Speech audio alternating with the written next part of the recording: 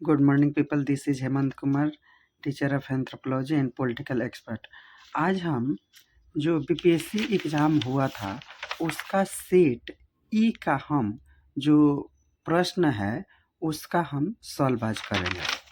तो जैसे कि लिखा गया है, पहला क्वेश्चन हमारा है कि निम्नलिखित में से कौन सा लोहे का अयस्क है। तो इसका आंसर जो हमारा है वो बक्साइट है, सिनेमार है, फाई फाइराइट है।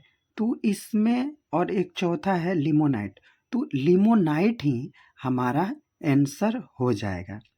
उसके बाद दूसरा क्वेश्चन है कि लावा के ठंडा होने और ठोस होने के किस प्रकार की चट्टान बनती है।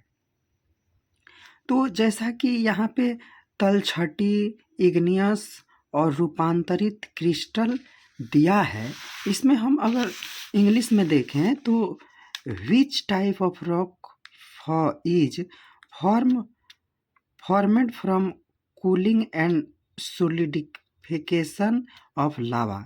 तो सेडिमेंट्री जो है उसमें हमारा अवसाद है, और इग्नियस ज्वाला, और मेटाफोबिक जो है उसमें टेम्परेचर और प्रेशर के कारण मेटाफॉर्मिक होता है।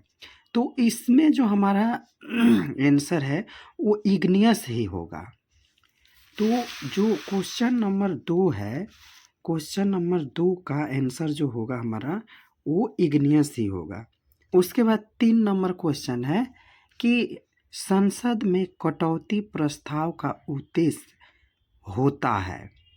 तो ऑप्शन दिया है सरकार के दैनिक वित्तीय खर्चों पर रोक, सरकार के बजट प्रस्तावों के खर्चों में कटौती का प्रस्ताव प्रस्तुत करना, सरकार के अनुदान पर रोक लगाना, और भारत की संचित निधि से अनुदान का रोक।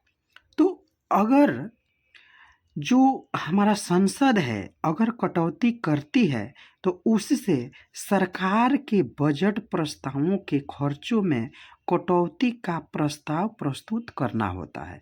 इसलिए हमारा क्वेश्चन नंबर 3 का आंसर बी ही होगा। अब देखिए जो चौथा नंबर है सीट ई का, तो चौथा नंबर क्वेश्चन में है कि अंग्रेजों ने राजधानी को दिल्ली कब स्थानांतरित किया था। मतलब कि जो अंग्रेज थे वो दिल्ली को कब राजधानी बनाया था। तो इसकी जो घोषणा हुई थी वो 1911 में घोषणा हुई थी, परंतु जब पूर्ण रूप से वहाँ पे स्थापित कर दिया गया तो 1912 को ही 1912 में ही हुआ था। तो काफ़ी बच्चों ने आंसर सी लगाया था जो कि गलत है। उसके साथ ही अगर हम 5वीं नंबर क्वेश्चन देखते हैं कि लोकसभा में आंग्लो भारतीय समुदाय के प्रतिनिधित्व की क्या स्थिति है। मतलब एंग्लो इंडिया की स्थिति भारत में क्या है। तो राष्ट्रपति द्वारा 2 आंग्लो भारतीय मनोनीत किया जाता है। 104वें संविधान संशोधन द्वारा उनका मनोनीत करना समाप्त कर दिया गया, और राष्ट्रपति द्वारा 1 आंग्लो भारतीय मनोनीत किया जाता है। वे उनकी आबादी के अनुसार मनोनीत होता है। तो इसमें जो सबसे हमारा बेस्ट आंसर है वो 104 है, क्योंकि 104वें संविधान संशोधन के द्वारा ही मनोनीत जो एंग्लो इंडिया का था उसको सरकार ने, लोकसभा ने समाप्त कर दिया है। अब आइए 5वीं नंबर जो हमारा क्वेश्चन है वह है कि फरवरी 2024 में विश्व व्यापार संगठन WTO का 13वां मंत्री स्तरीय सम्मेलन कहाँ आयोजित किया गया था। तो आबू धाबी है, अर्जेंटीना है, स्विट्जरलैंड है और इंडोनेशिया है। तो इसमें आबू धाबी ही बेस्ट आंसर होगा। Option A is the correct answer. 7वां नंबर क्वेश्चन है फ्रेंच ओपन टेनिस टूर्नामेंट 2024 में पुरुष एकल का खिताब किसने जीता था। तो अगर ये करेंट अफेयर का मामला है तो आप अगर अच्छे से पढ़े होंगे तो आपको यह स्वयं ही दिख जाएगा कि कार्लोस अलकराज ने जीता था। ये भी करंट अफेयर का क्वेश्चन है। मार्च 2024 में किए गए बदलावों के बाद वरिष्ठ नागरिकों के लिए डाक मतपत्र द्वारा मतदान करने की प्राप्तता आयु क्या है?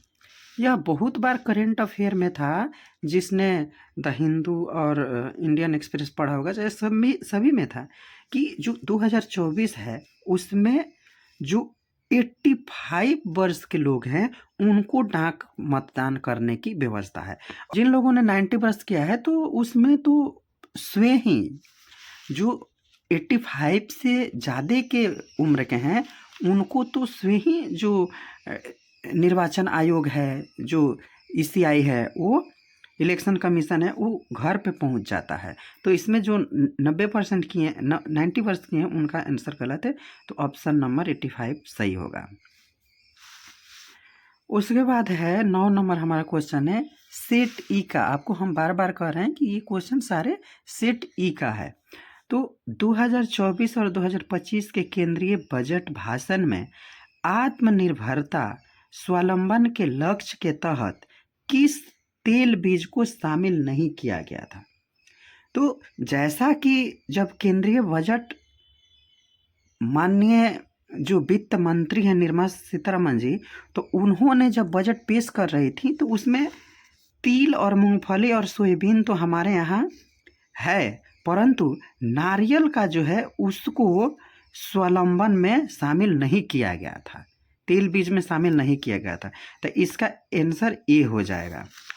अब प्रश्न नंबर हमारा 10 है कि निम्नलिखित में से कौन सा जोड़ा विस्थापन प्रक्रिया देता है? तो इसको हम ऐसे ही ऑप्शन के तहत ही हम समझा देते हैं और बाद में आप लोग पढ़ लेना। AgNO3 विलयन और कॉपर धातु का जो है वो विस्थापन प्रक्रिया देता है। तो ऑप्शन बी इसका करेक्ट आंसर हो जाएगा। अब हमारा प्रश्न संख्या 11 है कि बिहुला महोत्सव विशेष रूप से प्रत्येक वर्ष अगस्त के महीने में बिहार के निम्नलिखित में से किस जिले में मनाया जाता है? तो जो पटना, भागलपुर, दरभंगा और सीतामढ़ी के जो हैं, जो बिहार के लोग हैं, तो उसमें डायरेक्टली हम देख सकते हैं कि अगस्त जो महीना था उसमें हाल में ही भागलपुर में ये महोत्सव मनाया गया है। और अगर हम मंजूषा कला भी अगर किसी ने पढ़ा होगा, चाहे देखा होगा, सुना होगा, तो उसमें भी हम देखते हैं कि बिहुला महोत्सव विशेष रूप से जो भागलपुर के एरिया है उसी में मनाया जाता है। उसके बाद 12 नंबर हमारा क्वेश्चन है कि ऊष्मा स्थानांतरण जिसके लिए किसी माध्यम की आवश्यकता नहीं होती है कहलाती है। तो इसमें देखिए हमारा 3 प्रकार के होते हैं। एक होता है कि कंडेक्शन जो होता है वो सॉलिड बनाने के लिए इसका हमें ज़रूरत पड़ती है, और कन्वेंशन जो है वो गैस और लिक्विड को फॉर्मेशन करने के लिए कन्वेंशन जरूरी है। तो इसलिए कौन सा नहीं है? तो रेडिएशन का इसमें कोई काम नहीं है, इसलिए इसका ऑप्शन चूंकि नॉट पूछ रहा है, नॉट रिक्वायर्ड, तो रेडिएशन का इसमें कोई काम नहीं है, इसलिए ऑप्शन नंबर बी इसका करेक्ट आंसर हो जाएगा। अब हम प्रश्न नंबर 13 देख रहे हैं कि निम्नलिखित में से कौन सा अम्ल पेट में स्रावित होता है? तो डायरेक्टली इसको हम बता देते हैं, जब हम बायोलॉजी का क्लास कराएंगे तो उसमें कराएंगे। इसमें हाइड्रोक्लोरिक अम्ल ही जो पेट में स्रावित होती है। 14 नंबर हमारा क्वेश्चन है कि रामकृष्ण मिशन की स्थापना किसके द्वारा की गई थी? तो रामकृष्ण मिशन की स्थापना अगर हम देखें तो विद्यासागर तो हो ही नहीं सकता, और जो इसमें 2 ऑप्शन में ही कोई होगा, उपरोक्त में से एक से अधिक होगा, इसकी हम पुष्टि नहीं करते, परंतु अगर हम देखें तो 1897 में ही स्वामी विवेकानंद जी ने इसकी स्थापना की थी। अब हम आ जाते हैं प्रश्न संख्या 15 में। हाल ही में उद्घाटन किया गया राष्ट्रीय डॉल्फिन अनुसंधान केंद्र बिहार के किस शहर में है? तो अगर हम देखें डॉल्फिन, तो डॉल्फिन एशिया सेंटर का सबसे बड़ा जो 4000 है डॉल्फिन, वो कहाँ है? वो पूरे एशियन कॉन्टिनेंट में 4000 है, परंतु एशिया के जो बिहार है, बिहार में 2000 डॉल्फिन मिलती है। इसलिए यहाँ पे डॉल्फिन अनुसंधान केंद्र बनाया गया, जो कि पटना में स्थित है।